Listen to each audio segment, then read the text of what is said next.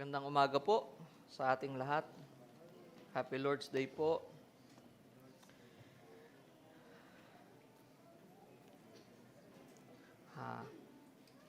As we always do, tayo po ay muling papaalalahanan ng ating pong yung book purpose, yung layunin po ng Gospel of John, John 20:31. Ito po ang sabi, "But these have been written so that you may believe that Jesus is the Christ, the Son of God, and that by believing, you may have life in His name." Ito po yung ating laging kailangan balikan, layunin ni John sa pagsulat ng libro. Ito po yung pinakalayunin. Although, sa bawat chapter, sa bawat story ay meron po mga specifics na principles pa rin tayong matututunan without missing out yung main purpose. And so as we learn, naway ito po yung lagi nating ending na makita, hindi natin ma-overlook na si Kristo nga, si Jesus ang Kristo, siya nga ang anak ng Diyos, at sa pananampalataya ay merong buhay sa kanyang pangalan. And before we go to our passage, ay balikan lang po natin konti yung ating pong napag-aralan noong nakaraang linggo. It was delivered to us by Pastor Kenneth. In the previous section ng chapter 4, we saw one of the most beautiful accounts in the Gospel of John. And we saw that Jesus intentionally traveled through Samaria.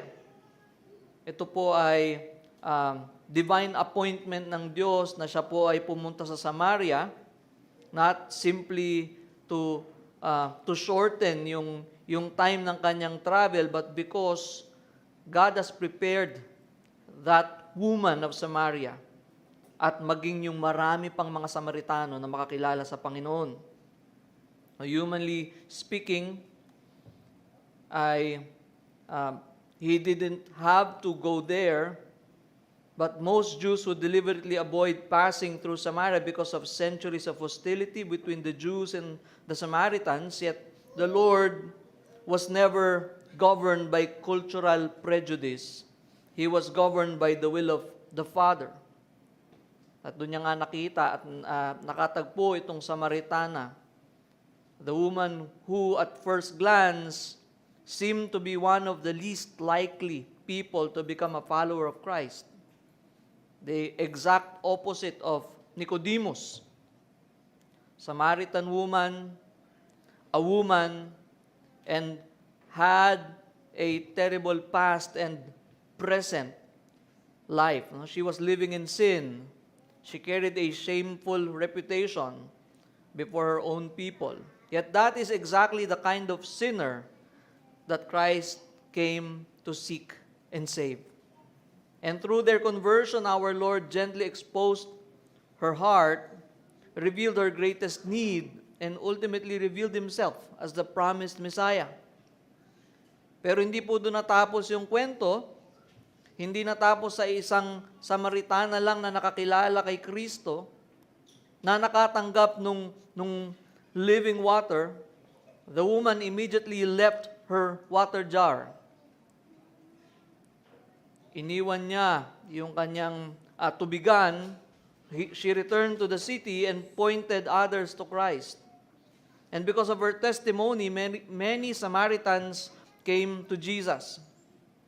Yet John makes it very clear that their faith did not ultimately rest upon the testimony of the woman.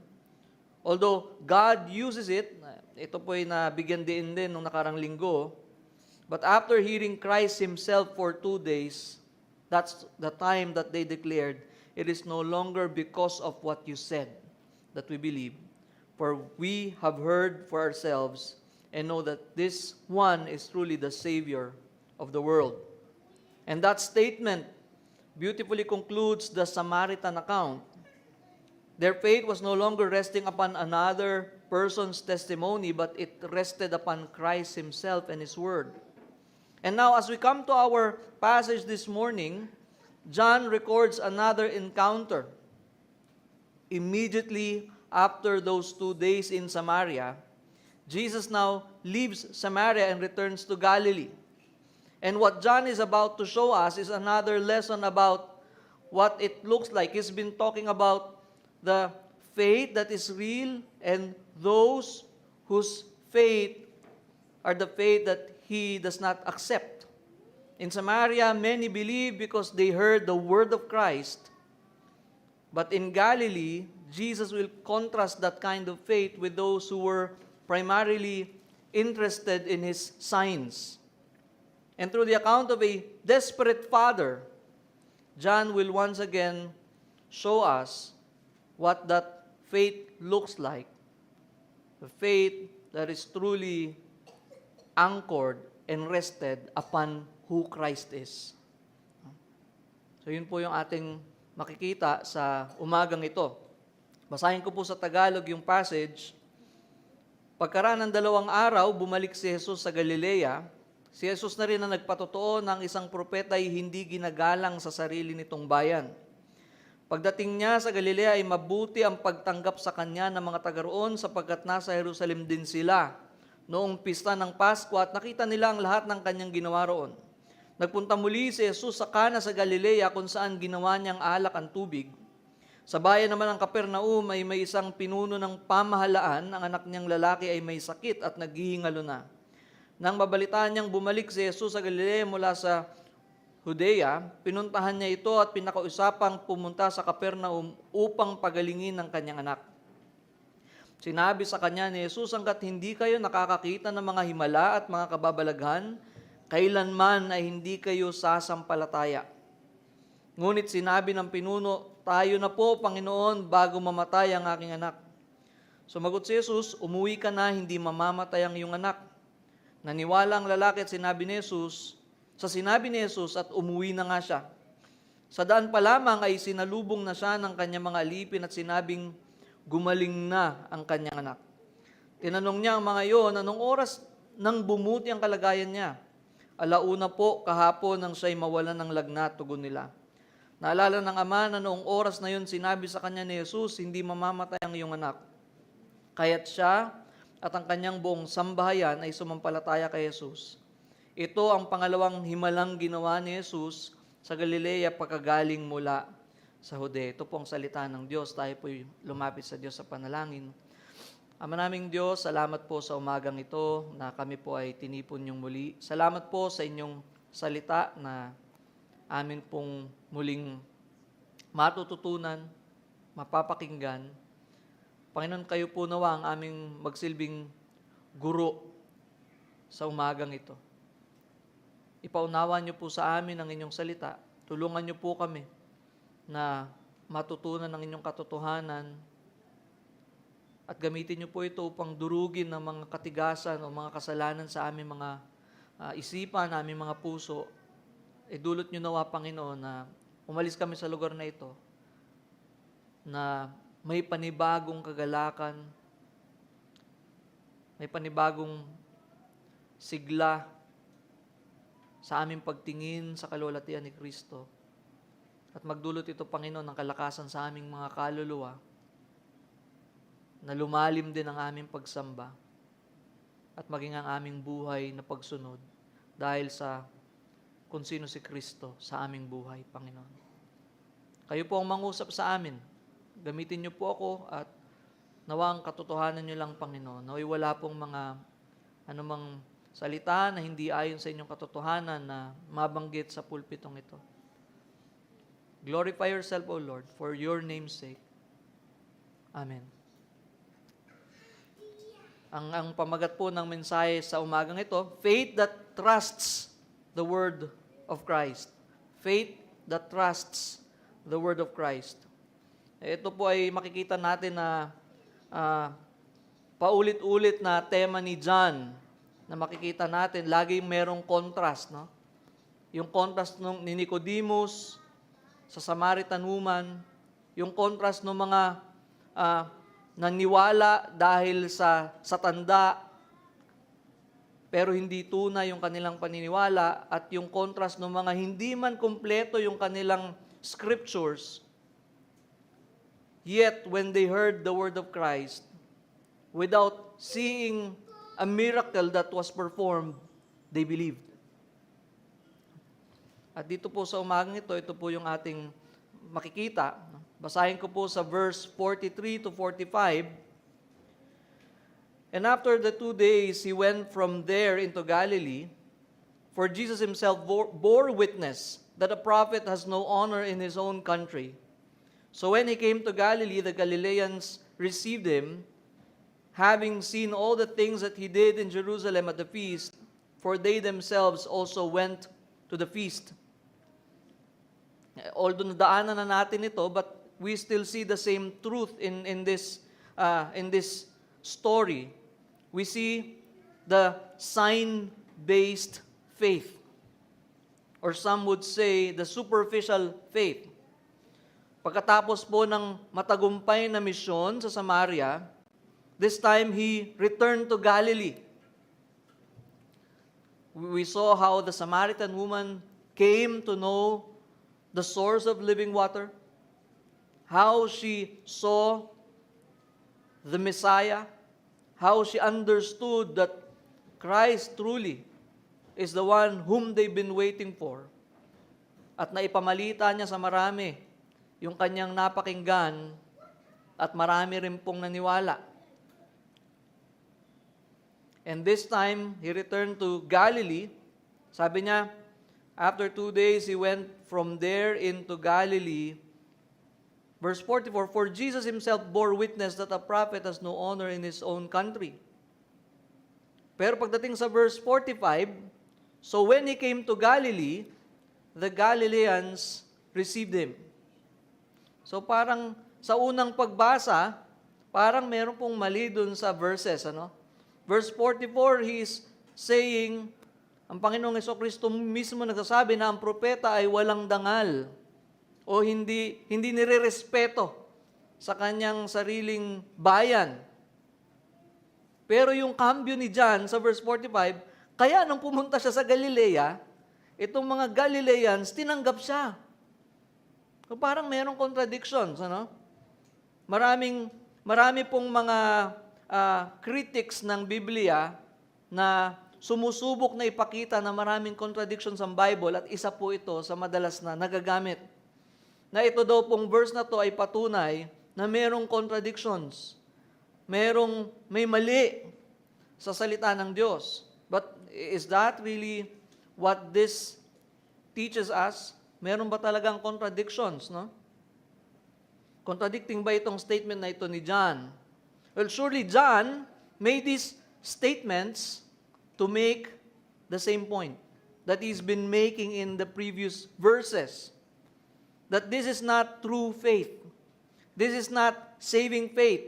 Katulad po nung John chapter 2, 23 to 25, kung naalala po natin, when he was in Jerusalem at the Passover, during the feast, many believed in his name when they saw his signs which he was doing.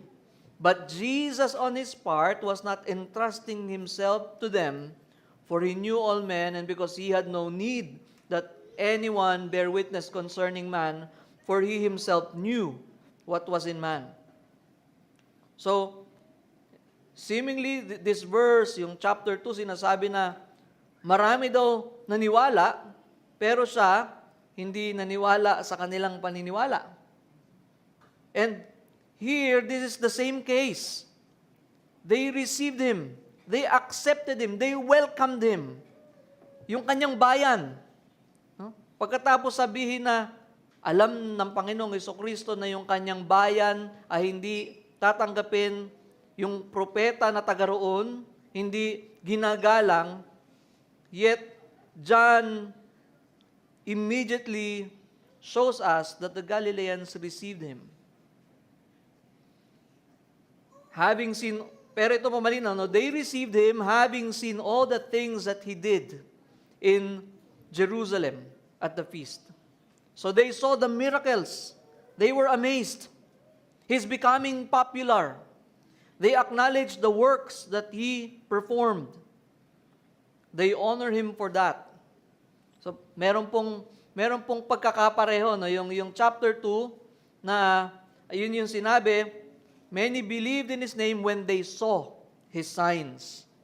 Dito naman sa ating verse ngayon, sa verse 45, the Galileans received Him having seen all the things that He did. So, merong pagkakapareho. So, they honor Him as a miracle worker because of the miracles that they've seen Him perform. Pero ano po yung punto, no, na sinasabi ng Panginoon, na sinasabi ng verse na ito, na hindi ino-honor ng propeta sa sarili niyang bayan. Hindi ino-honor ang propeta sa sarili niyang bayan. Actually, may parehong salita po ang Panginoong Jesucristo sa Matthew chapter 13. Basahin ko po, Matthew 13, 53 to 58. And when Jesus had finished these parables, He went away from there. And coming to His hometown, He taught them in their synagogue, so that they were astonished and said, "Where did this man get this wisdom and these mighty works? Saan niya nakuha yung karunungan na yun at itong mga dakilang mga gawa na ito?" Verse 55, Is not this the carpenter's son? Hindi ba ito yung anak ng karpintero? Is not his mother called Mary? And are not his brothers James and Joseph and Simon and Judas? And are not all his sisters with us? Where then did this man get all these things? Verse 57, and they took offense at him. But Jesus said to them, ito po yung same na statement ni John, a prophet is not without honor except in his hometown and in his own household. And he did not do many mighty works there. Bakit daw? Because of their unbelief. So, kung doon natin titignan, although they heard Him preach, they saw the mighty works, pero ano po yung naghihinder sa kanila?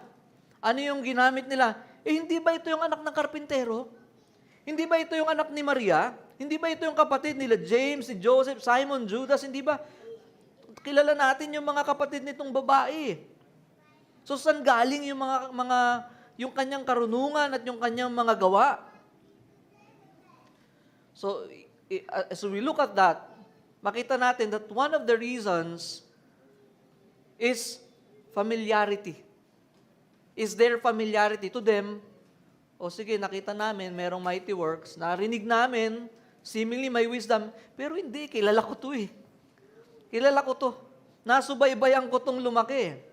Huh? Hindi siya kinikilala sa kung sino talaga siya, dahil para sa kanila, to them, kilala na nila siya. We know this man. Nakita na nila siyang lumaki, kilala nila yung pamilya niya, and all these are externals. They are settled with all the details that they know. Parang seemingly, parang meron silang background, no? Meron silang record ng background niya. Although they were amazed by the wisdom and miracles, but not by His true identity. Para sa amin, ikaw pa rin yung nakita namin lumaki. Ikaw pa rin yung anak ni Maria, yung anak ng karpintero, kapatid nitong mga lalaking ito. So, it could be also na the reason why they welcomed Him, dahil sila din po ay pumunta dun sa feast, itong mga Galileans, itong mga kabayan niya, they saw what He did. They were amazed na yung kilala nilang kabayan, nagiging popular, yung kilala nilang Jesus, nakakagawa ng miracle, and in a way, they are becoming proud since they know Him and He's from their hometown. He's becoming popular and He can perform miracles. Itong kabayan namin, dumadami yung sumusunod sa Kanya. Meron siya mga nagagawang mga himala. And hindi pa doon natapos, even His brothers. Sa John chapter 7, napupuntahan din po natin ito sa mga susunod na linggo, John 7:3-5. So His brothers said to Him, leave here and go to Judea, that your disciples also may see the works you are doing. For no one works in secret if he seeks to be known openly. If you do these things, show yourself to the world, for not even his brothers believed in him. Kala nyo, pag binasa, parang gustong-gusto na ng mga kapatid na, sige, dun ka sa open para makilala ka, makita nila yung ginagawa mo. Pero yung kasunod na verse, kasi yung mga kapatid niya din mismo, hindi rin naniniwala sa kanya. They do not believe him. Even in Mark, it says na yung kanyang pamilya iniisip that he's out of his mind. So, because of how familiar they are to the Lord Jesus Christ, yung kanilang understanding, although they are amazed but what He does, what hinders is the thinking, kilala namin to. Kilala namin siya at syempre spiritually we know that they are blinded. Ultimately because they are blinded, they are spiritually dead. They do not believe him because to them to the brothers, he is just their brother. Nakita nila siyang lumaki. Yet the Lord still returned. Ito po yung alam ng Panginoon that his town, his place will not honor him, yet still the Lord returned, even though he knows the unbelief of his people. John chapter 1, verse 11 pa lang, ito na yung idea na tinuro sa atin. He came to his own, and his own people did not receive him. So even though he knows they will reject him, that they will misunderstand him, he still goes to his people. He still keeps offering himself to his people. And his own will not receive him. He knows that. And that will even end up to his crucifixion. Alam niyang tatanggihan siya. Alam niya na ang mangyayari doon is that it will lead to his death. Yet he still goes to them. He still offers himself to them. And that is part of the plan from the beginning. And the reason why he came. He will offer himself to them. He knows that they will reject him. He knows that it's gonna end up in his crucifixion, in his death. Yet, he still returned. No? So, it is true that the Galileans do not honor him as he truly is. They welcomed him simply because of the miracles, because he's becoming popular, and it amazes them. Their interest is in what he can do. They admire his power. They admire his miracles. But take note, admiration does not mean saving faith. Admiration does not mean they truly believe him for who he is. And this kind of admiration is common in our generation. People admire Jesus without acknowledging who he truly is. Without even submitting to him.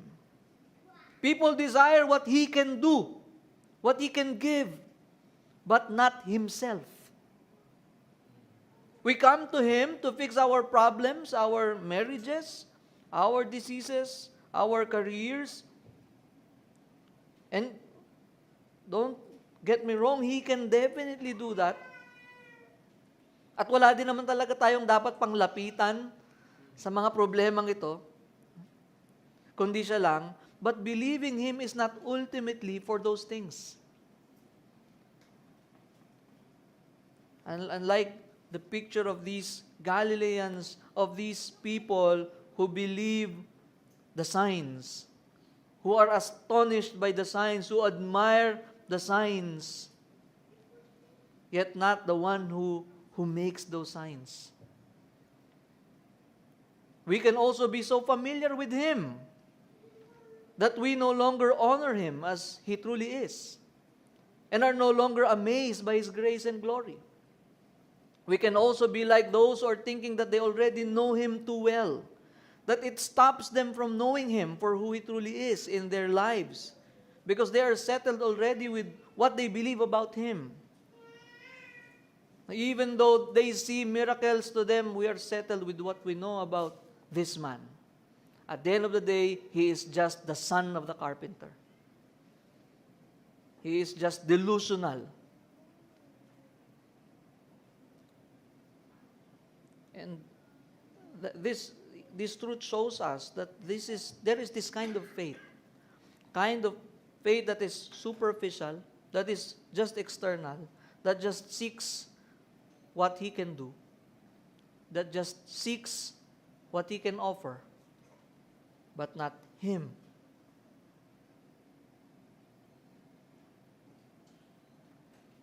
And it's good also to examine ourselves.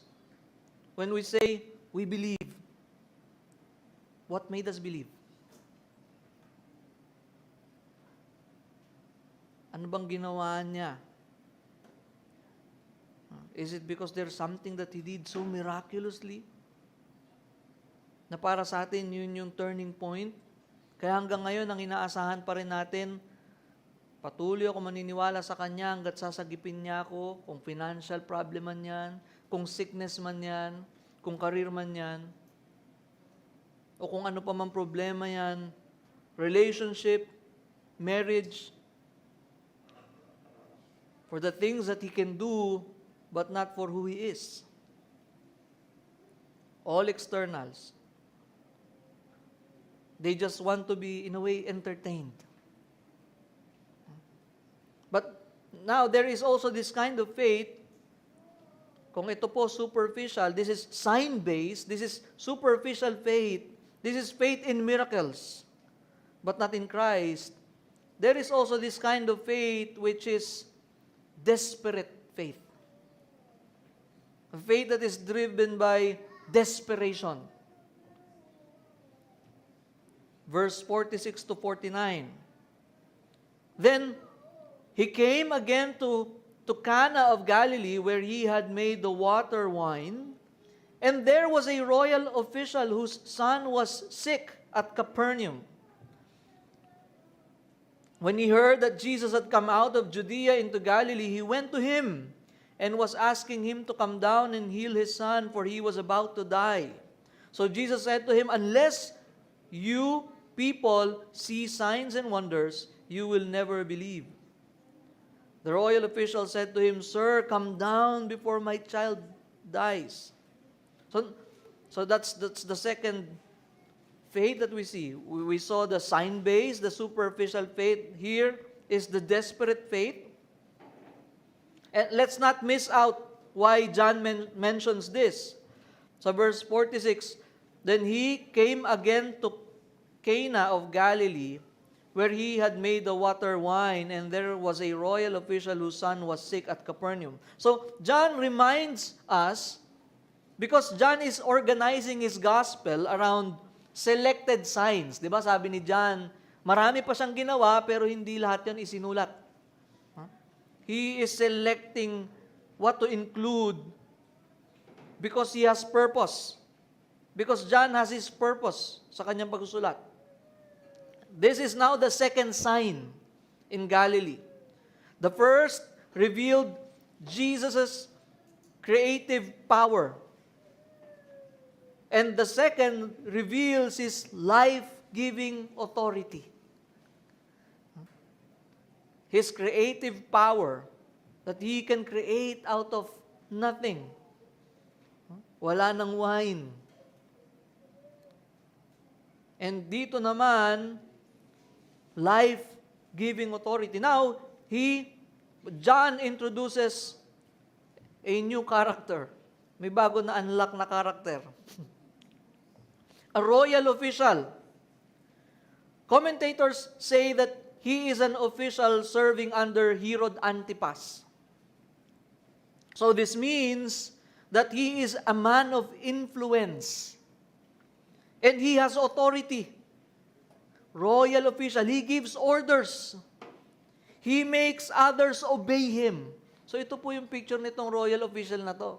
may otoridad, may impluensya, nakakapag-utos siya, maraming susunod sa kanya. And verse 47, when this man, when this royal official, when he heard that Jesus had come out of Judea into Galilee, anong ginawa? He went to him and was asking him to come down and heal his son, for he was about to die. So, ito yung picture, royal official serving under King Herod Antipas, someone with influence, someone who has authority, someone who gives orders, someone who makes people obey him. But here, beyond his position, he is a father whose son was sick. Sa kabila ng katungkulan niya, ng impluensya niya, ng otoridad niya, maaring may pera itong tao na to, pero walang magagawa lahat ng yun sa kalagayan ng anak niya.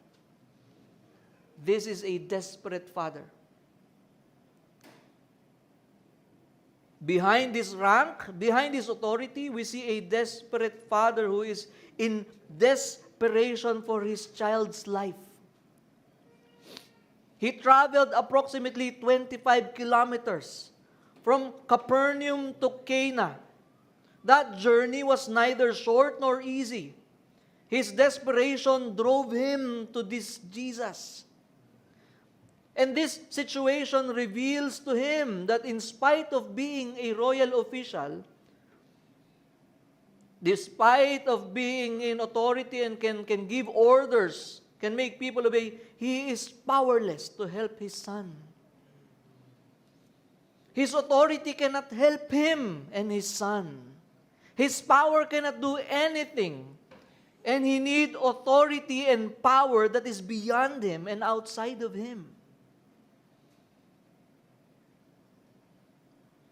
So, pero ito po yung salita ng Panginoon sa verse 48. So, ito po yung plano niya, no? Dahil sa narinig niya, punta siya sa Panginoon, hingi siya ng tulong kasi yung anak niya may sakit, mamamatay, wala siya magawa. Pero ito po salita ng Panginoong Jesucristo. This man is desperate. Desperado, lugmok na, wala na siya magawa. Kung sa panahon natin ngayon, ang kailangan nito simpatya. Ang kailangan nito habag o tulong. But this is what Jesus said.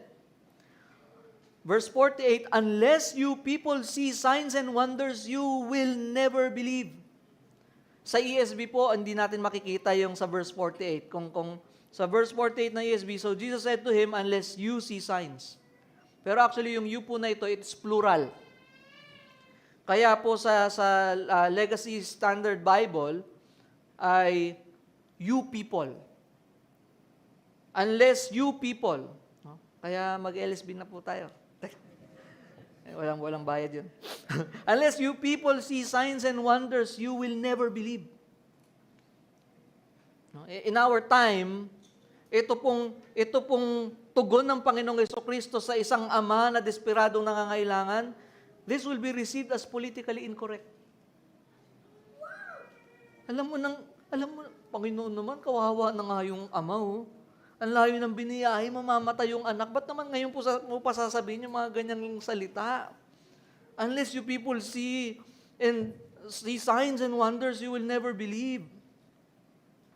Bakit naman ganun, Lord? Mamamatay na po yung anak eh. Sana hindi na po ganun yung sinabi nyo. Sana sumama na lang kayo. But let's remember that Jesus does not speak unnecessarily. He doesn't speak unnecessary words. Whatever comes out of his mind is full of wisdom and truth. So, this is wisdom.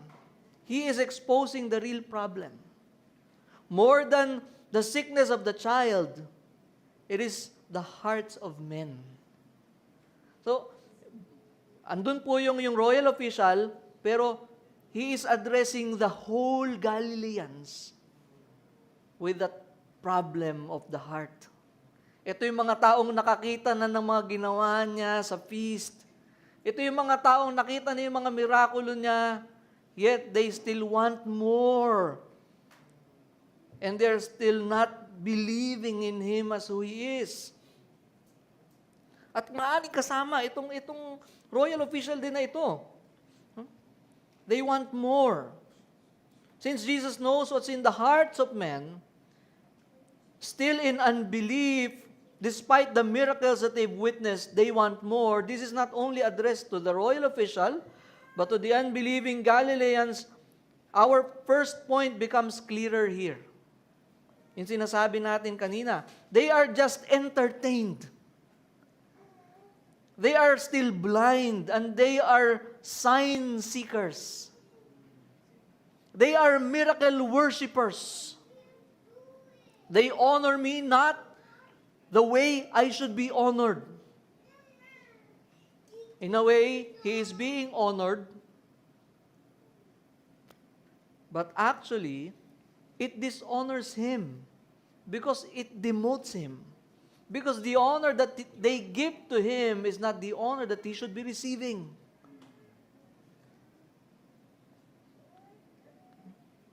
And also, it is a preparation. Ito pong salita ng Panginoong Hesukristo na to, hindi man natin makita agad, no? But this is a preparation for this royal official. Maaaring yung salita ng Panginoon na yon ang naghanda sa puso nitong opisyal na ito, because naturally, he is just like the whole Galileans. That he will also base on proofs. That he will also demand for evidences. That he cannot simply trust words, but cite proof, evidences. At can you imagine, sa layo nung biniyahe po nitong mamang ito, ang layo nung biniyahe niya, kailangan niyang makasiguro. Ang layo ng pinunta ko para lumapit sa iyo na masama kita, mapagaling mo yung anak ko. Baka pag uwi ko, yung anak ko patay na. Kaya kailangan niyang madala. Kailangan niyang madala yung Panginoong Hesukristo.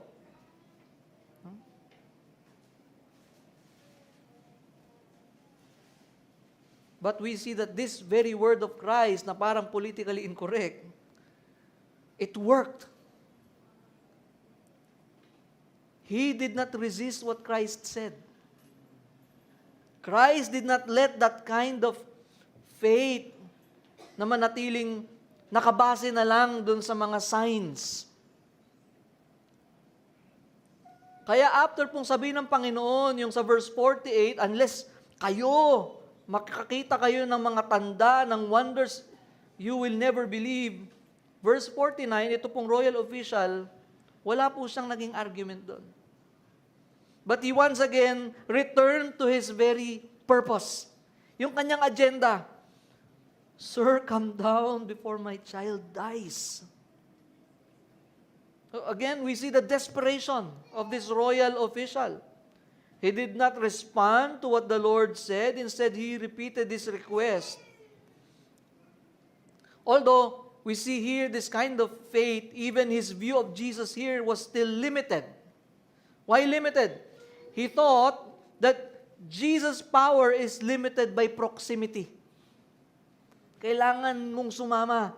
Kailangan nyo pong makita yung anak ko, mahipo o tumabi kayo sa kama ng anak ko, dapat nandun kayo.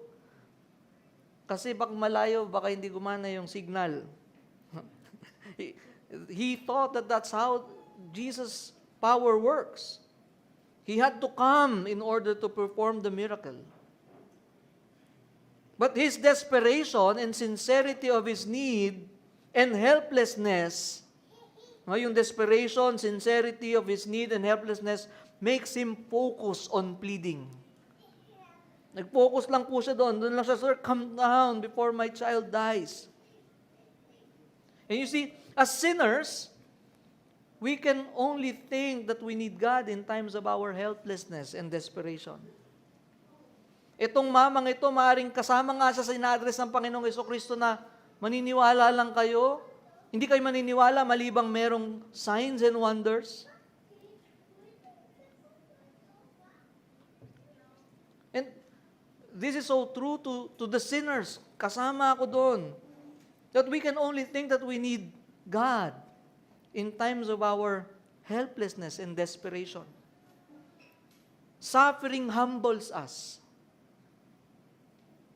At first, we think we are in control. Itong mamang ito ay royal official na may otoridad. Until we find ourselves so weak and helpless and hopeless in ourselves. Ito po yung itsura nitong mamang ito. That he was brought to this situation of desperation. To this situation na para sa kanya, pinakamahalaga siguro sa kanya yung kanyang anak. At ang pinakamahalaga lang sa kanya, gumaling lang yung anak ko. And when I was reading this, I was thinking of the same picture na even tayo mga Pilipino, we can relate. Kapag nagkaroon tayo ng sakit, kahit na sino yung doktor, kwak-kwak pa yan, kahit na mambabarang pa yan, pupuntahan natin yan, mapagaling lang tayo. And itong picture ng lalaking ito, he was so desperate for the sake of his child.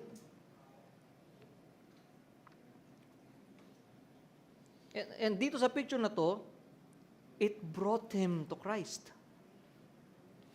His desperation brought him to Christ, pleading. Pero despite yung ganong klaseng puso ng tao that we just think that we are in need of the help of God, kapag wala na talaga tayong magawa, pag ubos na lahat ng resources natin, yet praise God. Praise our sovereignly gracious God. Why? God often does His deepest work through our deepest pain. We naturally avoid suffering, but Scripture repeatedly shows that affliction becomes one of God's greatest instruments of grace. David in Psalm 119 verse 67 says, "Before I was afflicted, I went astray, but now I keep your word." The same Psalm 119 verse 71, "It is good for me that I was afflicted, that I may learn your statutes."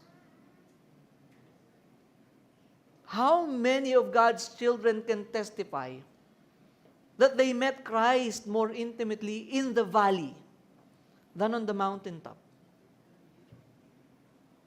We would never choose the trial. Hindi naman siguro tayo masokista, no? Yet, afterwards, we would not trade what we learned of Christ in that trial. Perhaps that is where some of us are today. We would never have chosen our circumstances, but maybe the Lord is drawing us nearer to Himself than we have ever been before. And so, let's not waste our affliction. Let it drive us to Christ. Not merely for relief, but for Christ Himself. So ito po, maaring nagsimula ito sa simpleng desperasyon, wala akong pakialam, basta magawa mo yung kailangan ko. But the sovereign God can use that. The sovereign Christ can use that. At yun nga yung sabi natin, maraming taong nakakilala sa Panginoon when they were brought to those situations. So the first sign was performed in a wedding that runs out of wine. This second sign will be in a child that runs out of life. And both situations need the creating power and the authoritative and life-giving word of Christ. So from sign-based faith to desperate faith, yet Christ's word is so powerful that it also creates a kind of faith that truly trusts. Sa ating pong pangatlong truth that we see this time the word-based faith, or a faith that is produced by the powerful word of Christ. Sabi po ng verse 50, Jesus said to him, so nung sinabi niya, bumalik lang siya after sabi ng Panginoon, hindi kayo maniniwala malibang makakita kayo ng signs and wonders. Yet, he returned to his concern, "Sir, come down before my child dies." And here in verse 50, Jesus said to him, ano naging tugon ng Panginoon? O sige, pahinga lang ako tapos maglalakad tayo. Kasama ako sa'yo. Kasi kailangan malapit nga naman ako para gumana yung kapangyarihan ko. Hindi, no? But instead, Jesus said, "Go, your son lives." The man, tapos ito po sabi, the man believed the word that Jesus spoke to him and started on his way. And while he was still going down, his slaves met him, saying that his son was alive. So he inquired of them the hour when he began to get better. Then they said to him, "Yesterday at the 7th hour, the fever left him." So the father knew that it was at that hour in which Jesus said to him, "Your son lives." And he himself believed, and his whole household. So this again, a second sign that Jesus did when he had come out of Judea into Galilee. So, hindi po sumama ang Panginoon, for His power is not limited by proximity. Hindi po kailangan ng Panginoon na lumapit para gumana ang kanyang kapangyarihan. That is the authoritative, powerful word of Christ that can bring life. So here the Lord displays that authority. Here the Lord displays the power of His word.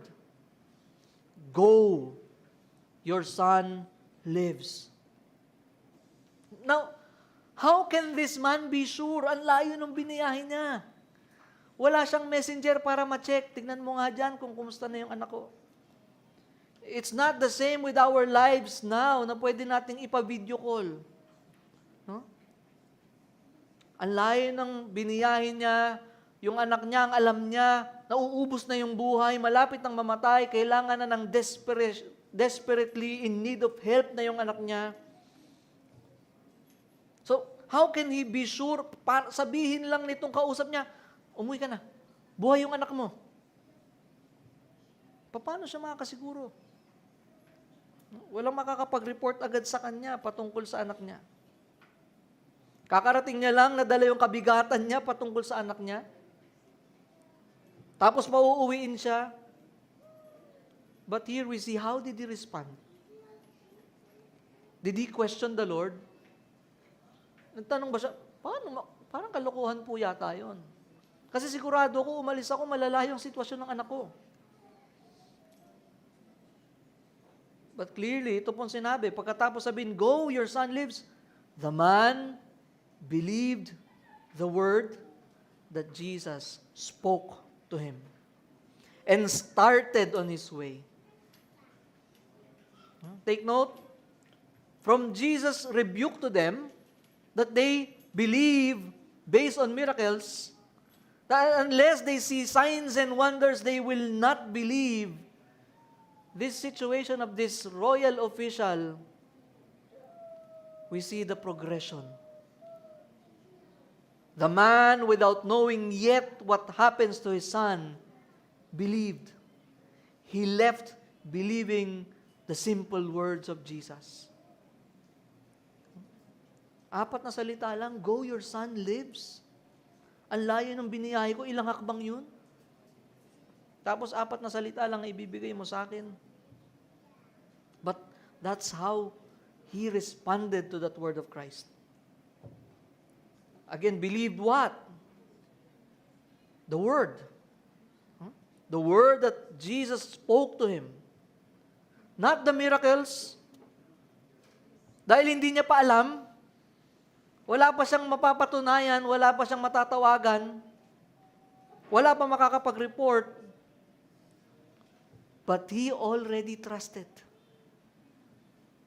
He was still clueless, ano na kaya yung itsura ng anak ko. But that is what faith is. Hebrews 11:1 tells us, "Now faith is the assurance of things hoped for, conviction of things not seen." Unlike the popular view of faith, to see is to believe. But biblically, to believe is to see. The moment you believe, you start seeing.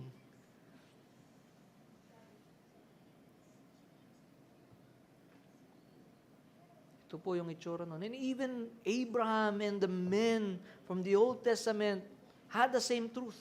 They died without seeing in their lifetime the promises. But that's faith. It is a direct contrast to the way we think. Unless you prove it to me, Lord, unless ipakita mo sa akin yung mga sigurado ng bukas ko at yung mga next month ko, next week ko, next year ko, I can trust you. But this is what Christianity is. Marami mga bagay na ipinangako ng ating Panginoong Jesucristo, ang Diyos ng Biblia, na hindi pa man natin nakikita, yet we find assurance. How can you be sure that you are saved and you will not go to hell? Anong pinangahawakan natin? Meron ba tayong mga tatak o titulong hinahawakan after nating matanggap ang Panginoong Jesucristo? Wala. But we hold the Word of Christ. Because His Word is trustworthy. Because He is the truth and His words are true. Paano natin masabing meron tayong Holy Spirit? May mga kumikinang ba sa atin pagkatapos nating makilala ang Panginoon? But how can we be sure? Because again, He says so. Because God said it. Because God promised it.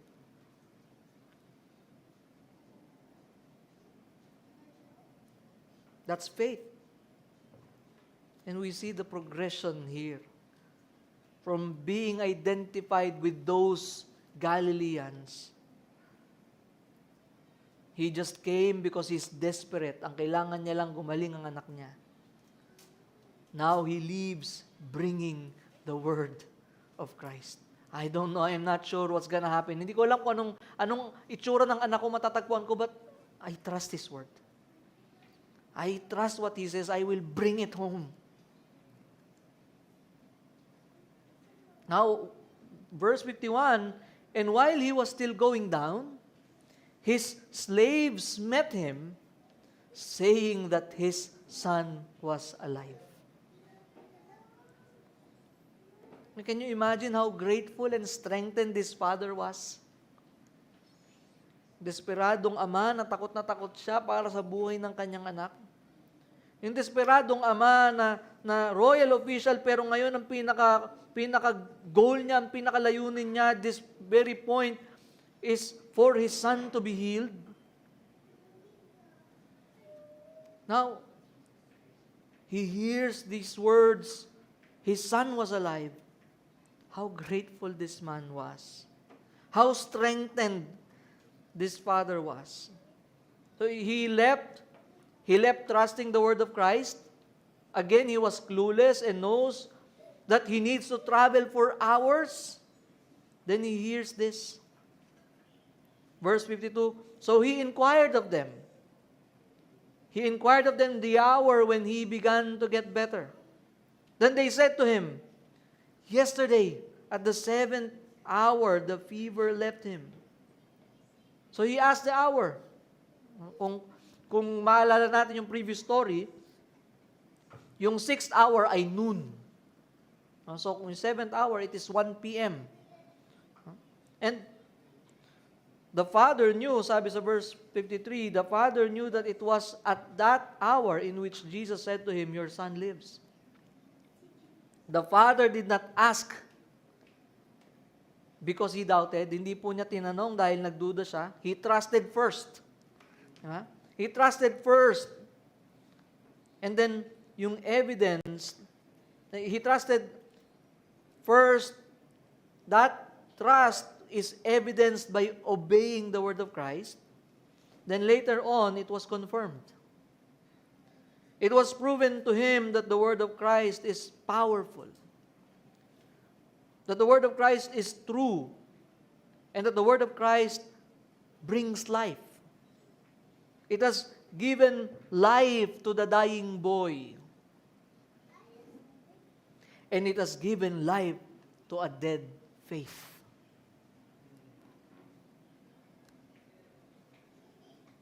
Ganun po kamakapangyarihan yung salita ng Panginoong Hesukristo. At nakita niya po at naranasan niya yon.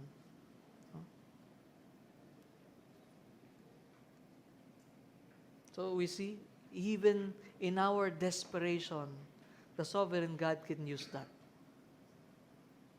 Even the desperation of this man was turned into a faith that believes the word.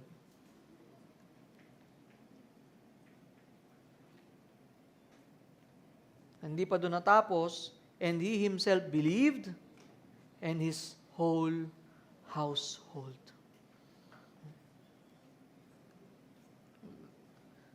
What an amazing story. This story, no? Starting with the father who believed the word of Christ. Now, it tells us that the whole household ended up believing as well.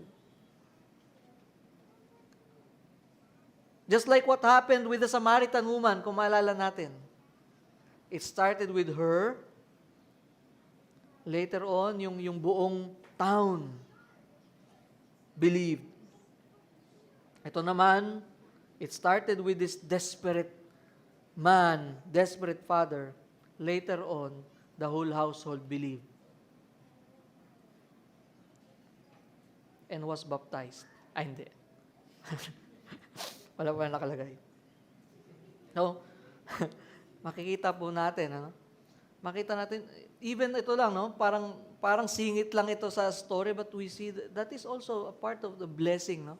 When a father believes, when a father knows Christ, father can be used to bring the truth of who Christ is to the family.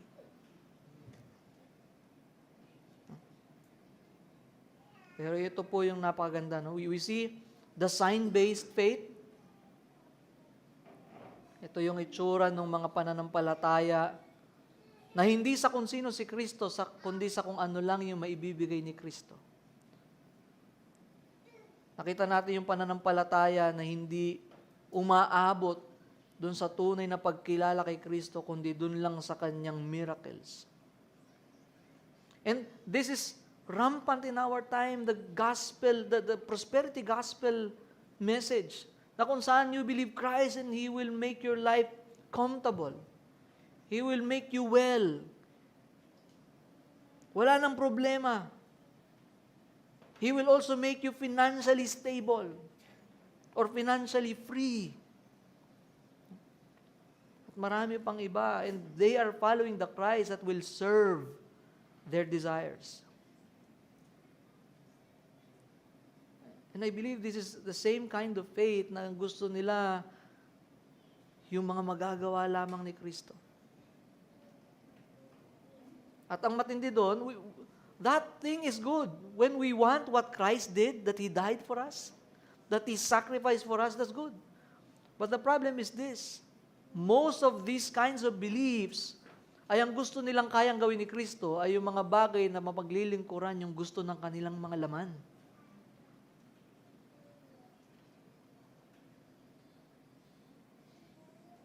And we see the desperate faith, that kind of faith that only naaalala ang Panginoong, ang Diyos sa pagkakataon na tayo'y nasa desperate situation. Even believers, if we will be honest, momentarily we're like this. That the kind of faith that we have is just a desperate faith that we are reminded to pray, we are reminded to trust Him, we are reminded to go to Him. Kapag walang-wala na tayong magawa kasi hindi na natin kayang solusyonan sa lakas natin yung mga bagay. Practically.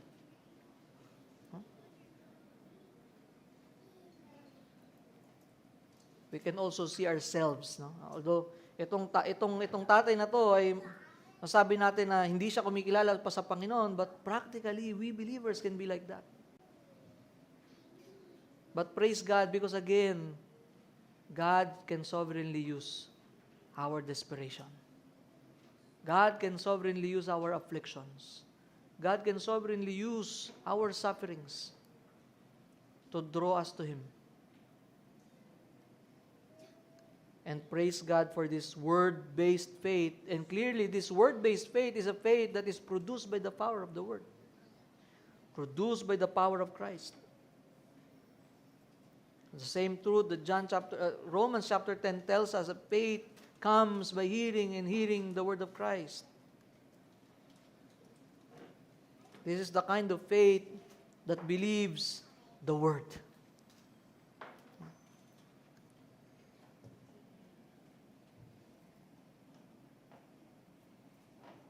And verse 54, this is, inulit na naman ni John, no?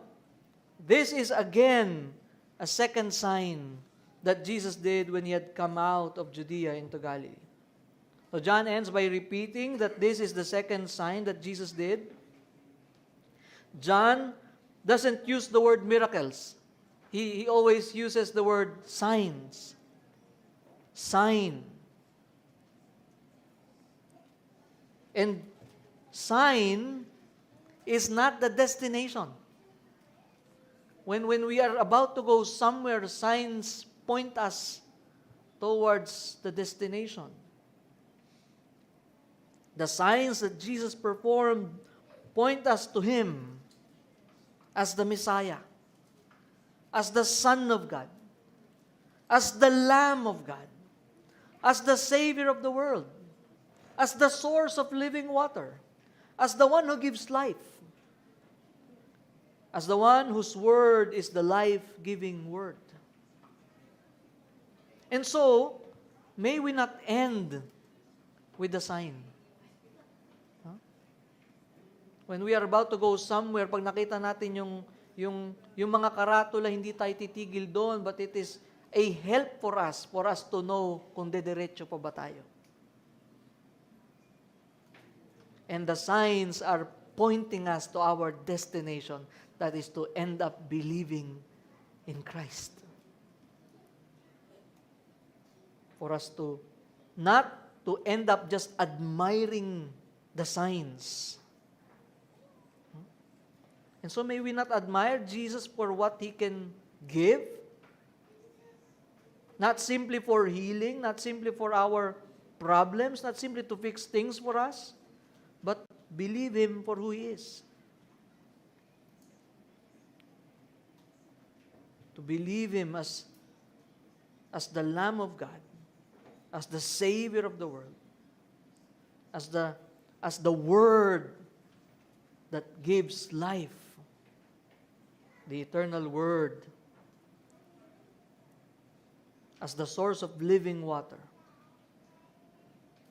as our salvation. Siya po yung ating kailangan. And so, if we are here today and hindi pa rin tayo sigurado sa patungkol sa kung sino si Kristo, it is a call for us. Seek Him not His miracles. It's not a problem if the miracle that you are referring to is the miracle of new birth. If it is the miracle of being brought to life from spiritual death, that's the greatest miracle. But if you're talking about miracle na simple lang na puro physical o sa buhay lang na ito, Christ is more than that. That's not the reason why Jesus Christ came and died on that cross. And this is the right time to come to Him in desperation. To see your helplessness and hopelessness apart from Christ. He died not just to deal with physical sickness. Although we saw that very power of Christ, He was able to heal that child. But He died not ultimately for those things, but for sin. Because of our sin. The problem is more than physical sickness, but our sin. That is our real sickness. And the only antidote is Christ and His death, burial, and resurrection. by believing, resting upon Christ, resting upon the Word of Christ, resting upon the finished work of Christ. So, I pray that if this is your first time hearing this, I hope hindi naman, Sana malinaw sa atin ito. That we don't end up with a sign, but the signs will help us come to Him. And to us believers, when we are in suffering, when we are in doubt, when we are in affliction, may we go back to Christ and His words. We can take Him and His word. We can rest upon His promise to the believers.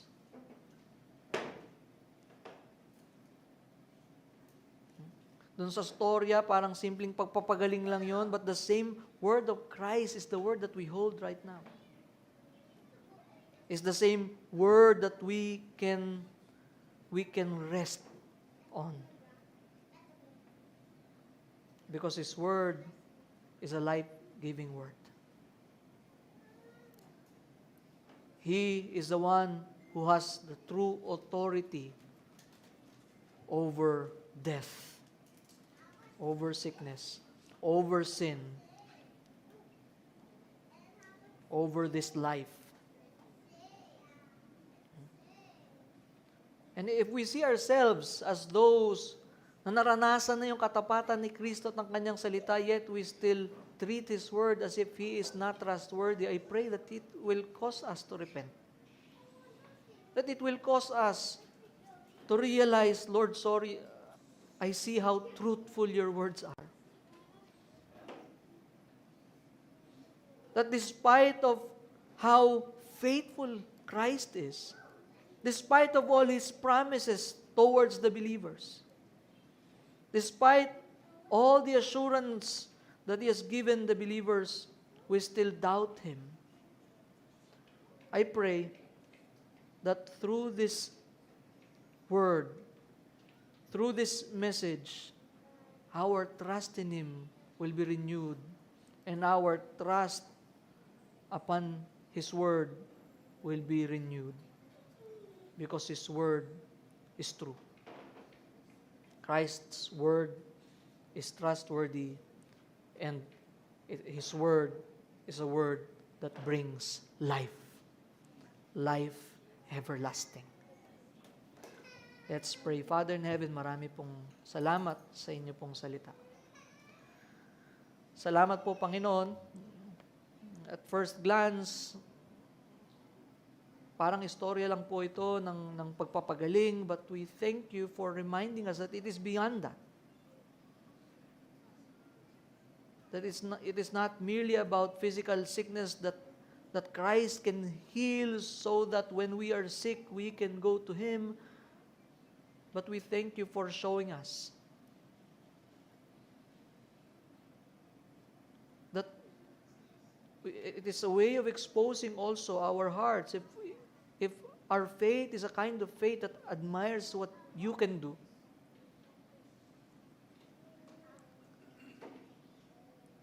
that is amazed by the things that you can give us in this life, but not truly amazed by you, by your grace, by your glory. So Lord, help us to examine ourselves. Help us to see impurities in our hearts and cause us to repent. We see ourselves, we identify ourselves with these people who are practically, at times, we are also like that. That whenever problems come, it's hard for us to trust. That we can just trust you whenever things are well. And at the same time, Lord, we thank you because we also see ourselves as those, most of us, if not all of us, you used our desperation, our hopelessness and helplessness so that you can draw us to yourself.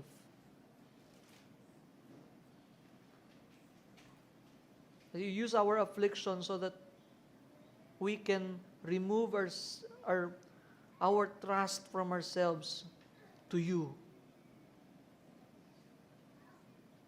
And thank you, Lord, for truly your word is so powerful. That it is the same powerful word that created faith that is real in our hearts. That the only reason, if we are believers, the only reason why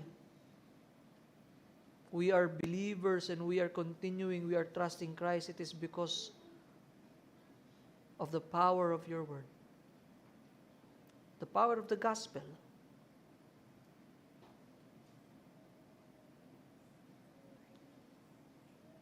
And help us, Lord, that even as we live our Christian lives practically, help us to always trust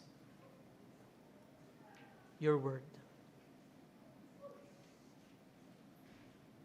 Keep us, O Lord. Salamat po, Panginoon. Salamat po sa kasapatan at kapangyarihan ng inyong salita. The same word that brought life to us. Ito po ang aming panalangin sa pangalan ng aming nag-iisang Panginoon at tagapagligtas na siyang nagbigay ng aming buhay, Panginoong Jesucristo. Amen.